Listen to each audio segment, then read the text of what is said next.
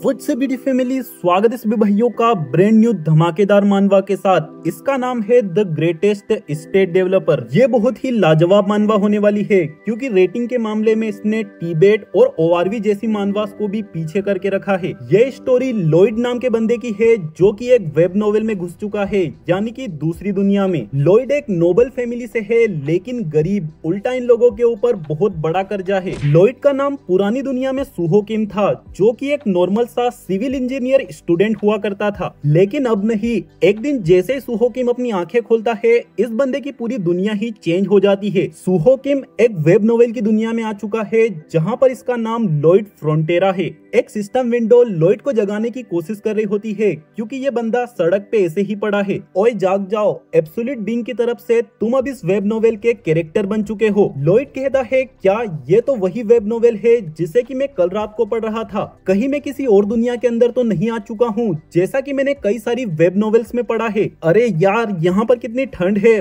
और ये मेरे होठों को क्या हो गया है? तभी विंडो में नोटिफिकेशन आता है, तुम रात भर से उल्टे पड़े थे जिस कारण से तुम्हारा जबड़ा हिल चुका है। हे आखिर मैं कौन सा कैरेक्टर बन चुका हूँ? ये कौन बंदा हो सकता है जो कि जमीन पर ऐसे पड़ा हुआ था? लॉयड के ऐसा कहते ही यहाँ पर एक जेवियर नाम का बंदा आ जाता है जो कि लॉयड को ही ढूंढ रहा था। इस बंदे की खासियत ये है, जिस नॉवेल के अंदर लॉयड घुस चुका है, इस नॉवेल का मेन कैरेक्टर यही जेवियर बंदा है। मास्टर लॉयड, आप यहाँ पर क्या कर रहे हैं? मैं आपको ही ढूंढ रहा था, चलिए वापस चलते हैं। लॉयड अपने मन में कहता है, ये जेवियर तो सेम वैसा ही दिख रहा है जैसा कि बुक में था। बुक में लिखा था कि ये बहुत बड़ा तलवारबाज है, लेकिन इसने अपनी जर्नी एक कंट्री लॉर्ड के अंडर शुरू करी थी जिनका नाम एरकस फ्रंटेरा था। एक मिनट रुको जरा, फ्रंटेरा का बड़ा वारिस यानी कि मैं तो वही बदमाश लॉयड फ्रंटेरा हूँ। मास्टर, मैंने तो आपको बदमाश नहीं कहा, लेकिन लगता है आप अपने आप को अच्छे से जानते हैं। विंडो कहती है, लगता है जेवियर अच्छे मूड में है। लॉयड कहता है, ये तो मैं भी देख पा रहा हूँ। अगले सीन में अपन देखते हैं लॉयड अपने घर में पहुंच जाता है। जेवियर कहता है, क्या आप नहीं जानते आपकी वैसी हालत कैसे हो गई? आप काफी ज्यादा पीकर टल्ली हो रखे थे और एक पब में तोड़फोड़ मचा दी, फिर वापस आते समय आप रास्ते में ही बेहोश हो गए। लॉयड खुद से कहता है, ठीक है, मुझे काफी ज्यादा ठंड लग रही है और ये फर्श गर्म क्यों नहीं है? यहाँ पर ओंडोल तो है ही नहीं। अरे हाँ, ये तो फैंटेसी नोवेल है। मास्टर लॉयड, आप यहाँ पर आराम कीजिए, मैं लॉर्ड के पास रिपोर्ट करने जा रहा हूँ। जेवियर, एक मिनट रुको जरा, हमारी फैमिली के ऊपर बहुत बड़ा कर्जा है ना? जेवियर कहता है, आप थोड़ी अजीब बातें कर रहे हैं और यहाँ से चला जाता है। इस स्टोरी में क्या होने वाला है मैं सब कुछ जानता हूँ। कल रात को ही मैंने अपने छोटे से रूम में इसका लास्ट चैप्टर पढ़ा था। लॉयड के साथ क्या होने वाला है मैं ये भी जानता हूँ। पार्ट 1 के हिसाब से बेरन और बेरनेस एक कॉनवेंट के चंगुल में फंस जाते हैं जिससे कि वो दोनों अपना सब कुछ खो देते हैं और आखिर में सुसाइड कर लेते हैं। लॉयड एक भिखारी बन जाता है और सिर्फ शराब ही पीता रहता है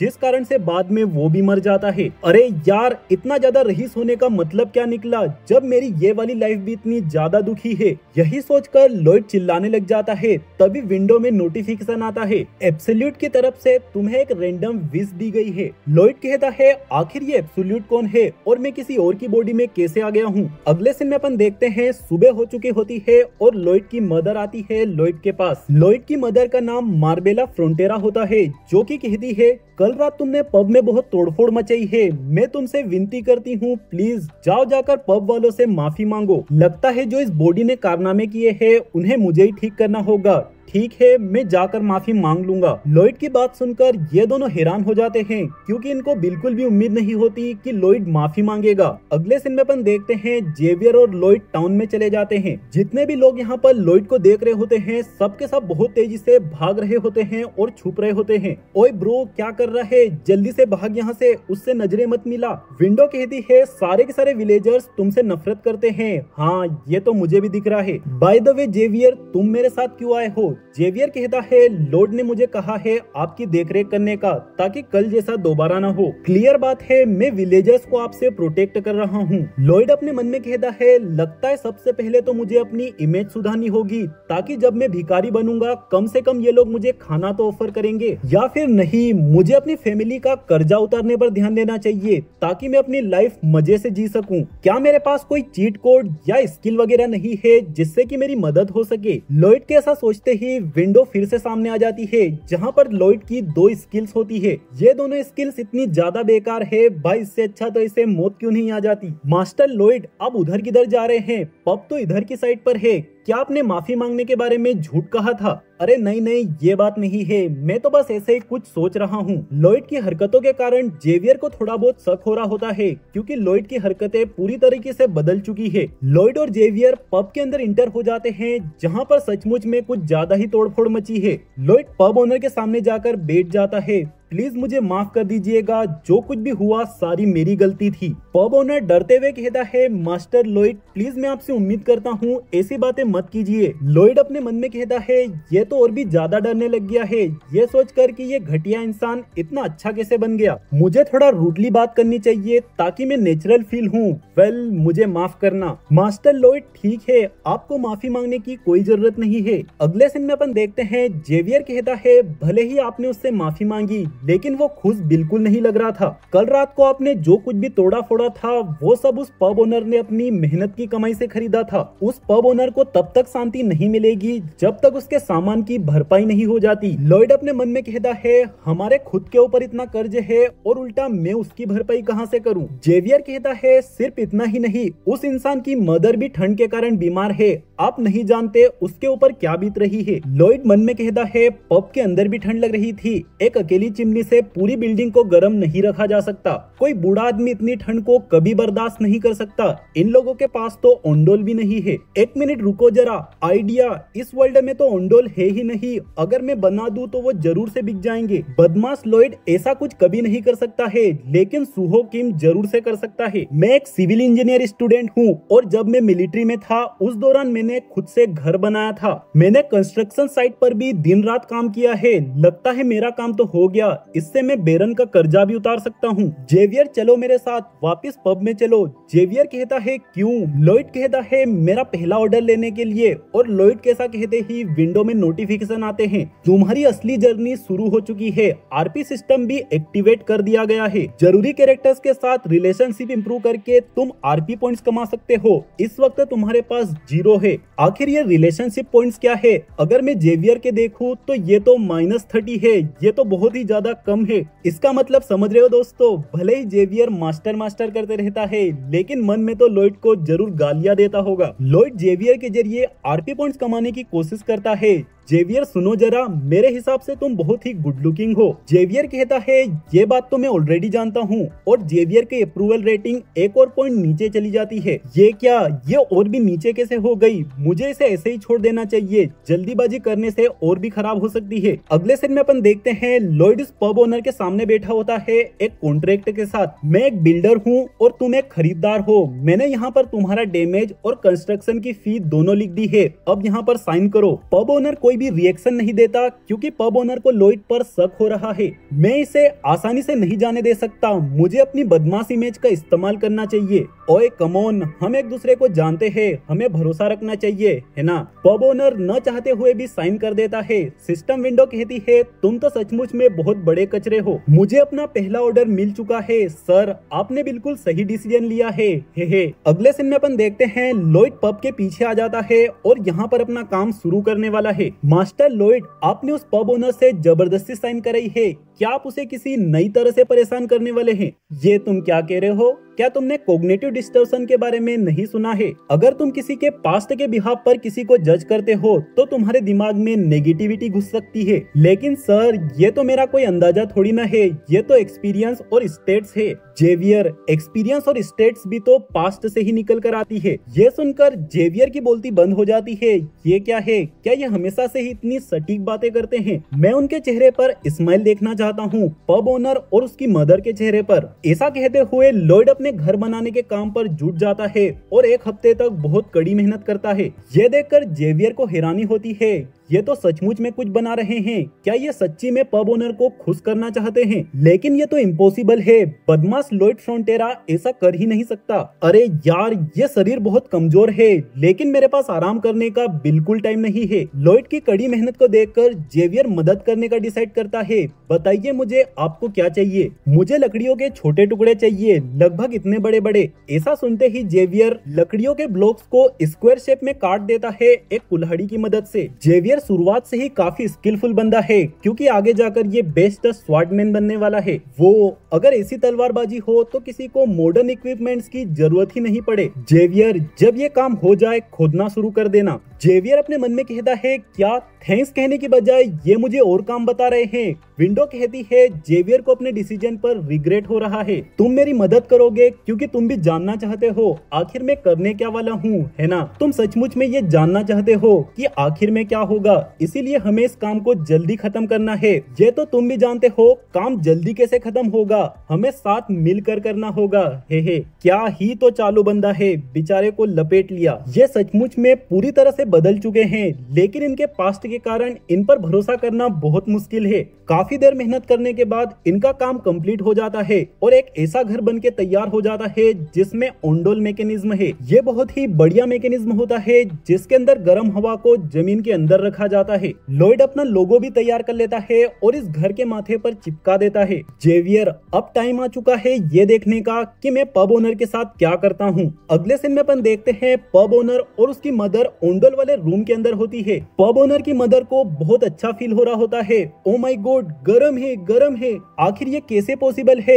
यंग मास्टर आपका बहुत बहुत धन्यवाद, काफी लंबे समय के बाद मैंने अपनी मदर को इतना खुश देखा है। जैसा कि इन्होंने कहा था, पब ओनर और उनकी मदर स्माइल कर रहे हैं। पहले तो सिर्फ इनकी बातें ही अलग थी, लेकिन अब अपना प्रॉमिस पूरा करने के लिए ये इतनी कड़ी मेहनत कर रहे हैं। मुझे तो अभी भी विश्वास ही नहीं हो रहा है कि ये सब लॉयड फ्रोंटेरा ने किया है। तभी विंडो कहती है, जेवियर की अप्रूवल रेटिंग 2 पॉइंट्स बढ़ चुकी है, जिससे कि तुम्हें 36 आरपी पॉइंट्स मिले हैं। इस जरूरी कैरेक्टर के साथ तुम्हारी रिलेशनशिप थोड़ी सी इम्प्रूव हुई है। मुझे पता है तुम इस वक्त ये सोच रहे हो कि यह इंसान इतना बड़ा भी कचरा नहीं है ना। जेवियर कहता है, नहीं, अरे भाई मान भी जाओ। लॉयड मन में कहता है, टिम्बर लकड़ी के कारण ये घर हमें लॉस में पड़ रहा है, लेकिन ये बात अभी जरूरी नहीं है। मैं इस घर को मॉडल की तरह इस्तेमाल करने वाला हूँ ताकि ज्यादा से ज्यादा लोगों को अट्रैक्ट कर सकूं। अगले सीन में अपन 5 दिन बाद का सीन देखते हैं, जहाँ पर विलेजर्स बारी बारी से इस घर के अंदर जाकर टेस्ट कर रहे होते हैं। लॉयड कहता है, मजा आया है ना। मैं दावे के साथ कह सकता हूँ ऐसा रूम तुम भी अपने घर पे चाहते हो। हमारे पास 2 स्टाइल अवेलेबल है,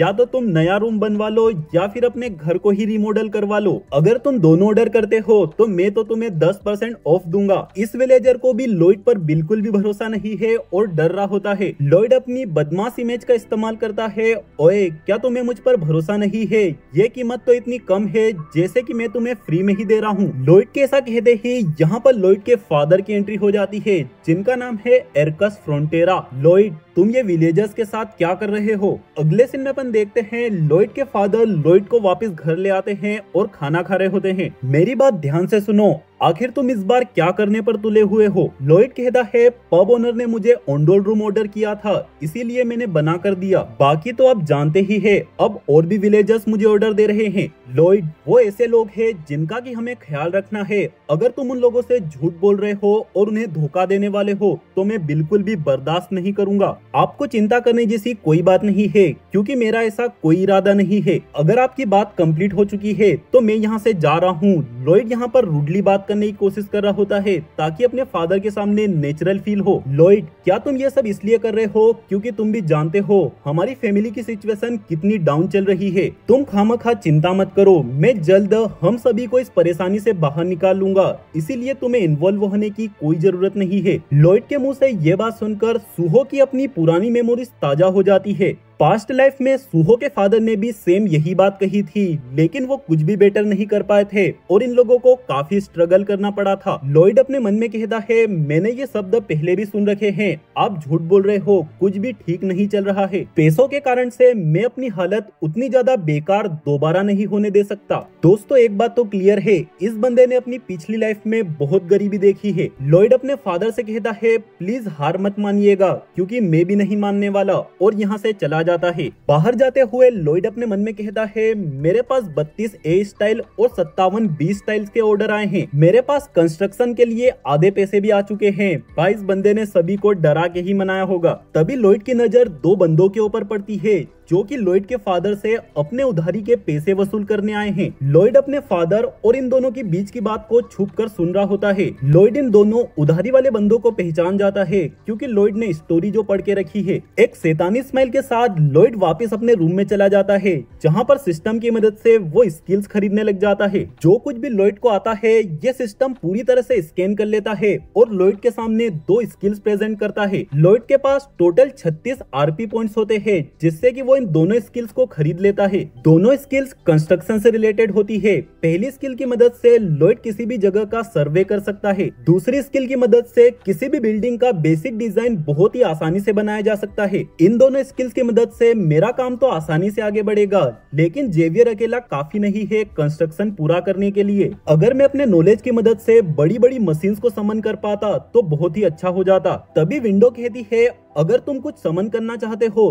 तो आरपी पॉइंट्स की मदद से पार्टनर समन कर सकते हो। लॉयड कहता है ये क्या है, ये तो किसी गेम की तरह है और मेरे पास तो सिर्फ एक ही आरपी पॉइंट बचा है। आखिर मैं इससे क्या समन कर सकता हूँ? अगर मैं बड़े बड़े मोस्टर समन कर पाऊंगा तो उनसे मैं मशीनों का काम करवा सकता हूँ। मुझे फटाक से आरपी पॉइंट्स कमाने होंगे, जिसके लिए मुझे जरूरी कैरेक्टर्स के साथ रिलेशनशिप इंप्रूव करना होगा। दूसरी साइड पर अपन देखते हैं ये दोनों उधारी वाले बंदे लॉयड के फादर के साथ बहुत ही बदतमीजी करने लग जाते हैं। एरकस फ्रोंटेरा, अगर तुम पैसे वापस नहीं चुका पा रहे हो तो मैं तुम्हें एक सजेशन देता हूँ। तुम अपनी वाइफ और उसके साथ काम करने वाली लेडीज को किसी अच्छी जगह पर बेच दो, जिससे कि काफी अच्छे पैसे आ सकते हैं। लॉयड के फादर शौक में कहते हैं ऐसा कहने की तुम्हारी हिम्मत कैसे हुई? तभी यहाँ पर अचानक से लॉयड आ जाता है।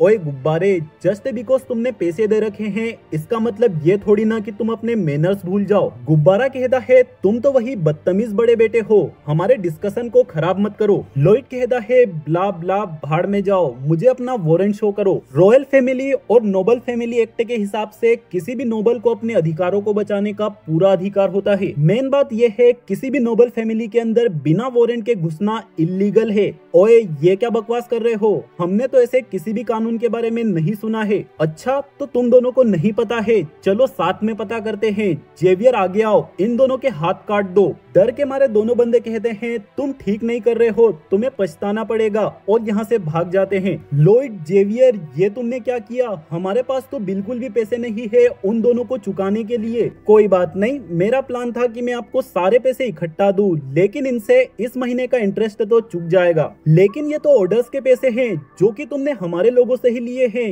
ये सही नहीं है। माय लॉर्ड आप चिंता मत कीजिए, मैं इस बात का ध्यान रखूंगा कि मास्टर लॉयड अपने ऑर्डर्स को जरूर पूरा करे। लॉयड अपने मन में कहता है इन्हें देखकर लग रहा है ये जेवियर की बात पर पूरा भरोसा करते हैं। फिर ये दोनों यहाँ से बाहर चले जाते हैं। मास्टर लॉयड आपको वैसे किसी कानून के बारे में कैसे पता चला? मैं तो हमेशा से सोचता हूँ आप बेवकूफ टाइप के हैं। लॉयड कहता है वो तो बस मैंने ऐसे ही कहीं से भी उठा लिया। दोस्तों सच्चाई ये है जब स्टोरी के हिसाब से लॉयड के मदर और फादर सुसाइड कर लेते हैं, वो दोनों उधारी वाले बंदे ग्रेवयार्ड पर आते हैं ताकि डेथ बॉडीज से भी पैसे कमा सके। उस समय जेवियर ने ही इन दोनों से कहा था उस कानून के बारे में, फिर वो इन दोनों की मुंडी उड़ा देता है। फिर जेवियर को जज के सामने पेश किया जाता है, लेकिन जेवियर को कुछ भी सजा नहीं होती क्योंकि जेवियर ने सब कुछ नोबल राइट्स को प्रोटेक्ट करने के लिए किया होता है। अचानक से लॉयड के सामने विंडो ओपन होती है जिसके अंदर लिखा होता है लॉयड के फादर की अप्रूवल रेटिंग 6 पॉइंट बढ़ चुकी है, जिससे लॉयड को 60 आरपी मिली होती है।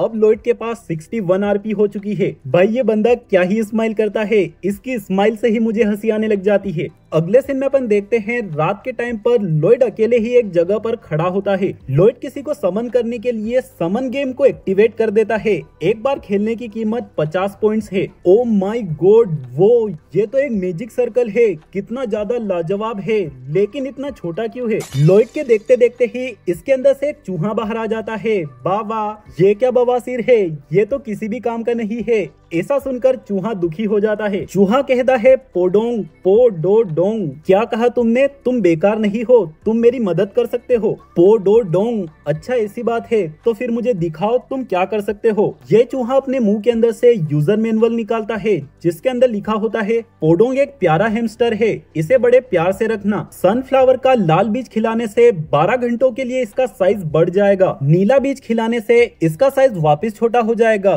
2 बीजों की कीमत 1 आरपी है। आखिर ये कितना बड़ा हो सकता है? अगर इंसान जितना बड़ा भी हो गया तो भी टनलिंग के काफी काम आ सकता है। ये लो खाओ इसे। जैसे ही पोडोंग लाल बीज को खाता है, लॉयड काफी ज्यादा हैरान हो जाता है क्योंकि पोडोंग का साइज 30 फीट से भी ज्यादा ऊंचा हो चुका है। पोडोंग की स्किल है खुदाई करना और जमीन को वापस बराबर करना। साथ ही साथ तीसरी स्किल, ये अपने मुंह में बहुत बड़ी बड़ी चीज कैरी कर सकता है। ये तो मेरा जैकपॉट लग गया, मुझे मेरा सबसे बड़ा इक्विपमेंट मिल चुका है। लेकिन अगर कोई भी मुझे इतने बड़े जानवर के साथ देखेगा तो उन्हें शक हो जाएगा। मुझे अपने साथ एक समनिंग की बुक रखनी चाहिए। किसी के भी पूछने पर मैं कह दूंगा कि मैं समनिंग मास्टर हूँ। मैं कितना स्मार्ट हूँ यार, मुझे तो विश्वास ही नहीं होता। नेक्स्ट मॉर्निंग लॉयड 30 सोल्जर्स के सामने खड़ा होता है, जो कि सोल्जर कम मरियल आत्माएं ज्यादा लग रहे हैं। कितनी इरिटेटिंग बात है, इन लोगों को फालतू में ही तनख्वाह मिलती है। बेरन के ऊपर इतना बड़ा कर्ज है, इन लोगों को भगा क्यों नहीं देते? लेकिन मेरे लिए तो अच्छा है, अब मुझे कारीगरों के लिए खर्चा नहीं करना पड़ेगा। सभी लोग मेरे साथ कहो, सेफ्टी फर्स्ट।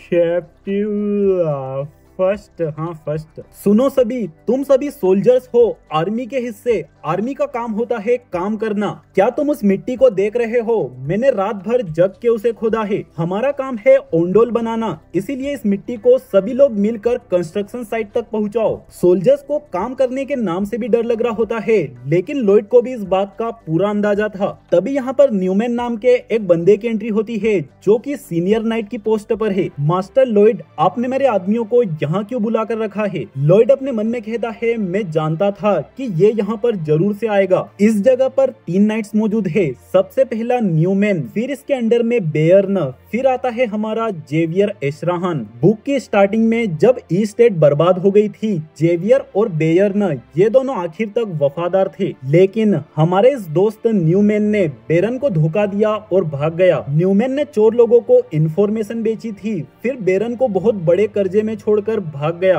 आप मेरे इन रिस्पेक्टेड सोल्जर्स को यहाँ पर मिट्टी में गंदा कर रहे हैं। इनका कमांडर होने के नाते मैं बर्दाश्त नहीं करूंगा। सर न्यूमैन, मेरे पास फादर की परमिशन है। मास्टर लॉयड, मैं नहीं जानता आपने लॉर्ड को कैसे बेवकूफ बनाया है, लेकिन मैं अपने आदमियों को पर्सनल फायदे के लिए इस्तेमाल नहीं होने दूंगा। लॉयड कहता है, ठीक है, अब तुम मार खा के ही शांत होगे। ऐसा सुनकर न्यूमैन को बहुत गुस्सा आ जाता है। सिर्फ इतना ही नहीं, लॉयड सोवेल की मदद से न्यूमैन के ऊपर मिट्टी भी उड़ा देता है और उसके आदमियों के सामने बेइज्जती कर देता है। तुम गुंडे कहीं के, तुम्हारी हिम्मत कैसे हुई एक नाइट के सम्मान को ठेस पहुंचाने की? हैं, ये क्या बकवास है? चलो रैंक्स को भूल जाते हैं और फाइट करते हैं। मेरा कहने का मतलब डुअल, तुम और मैं। न्यूमैन कहता है, गुंडे तुम्हें पछताना पड़ेगा। ठीक है जेंटलमैन्स, अगर तुम यहाँ तक देख रहे हो तो सबसे पहले तो धन्यवाद। दूसरी बात, कमेंट करके जरूर से जरूर बताना कि तुम्हें ये वाली सीरीज कैसी लगी। मेन बात तो ये है, अभी तो जस्ट सिर्फ शुरुआत है, आगे आने वाले वीडियोस में बहुत ही ज्यादा मजा आने वाला है। कमेंट करके जरूर से बताना कि तुम लोगों को भी ये इंटरेस्टिंग लग रही है या नहीं, क्योंकि तुम्हारा कमेंट बहुत जरूरी है। वीडियोस तो अब से डेली आने वाली है, इसीलिए सारे भाई लोग चैनल को सब्सक्राइब करके बेल आइकन को ऑल पे सिलेक्ट कर देना। मिलते हैं बहुत ही जल्द अगले धमाकेदार वीडियो में। Bye bye.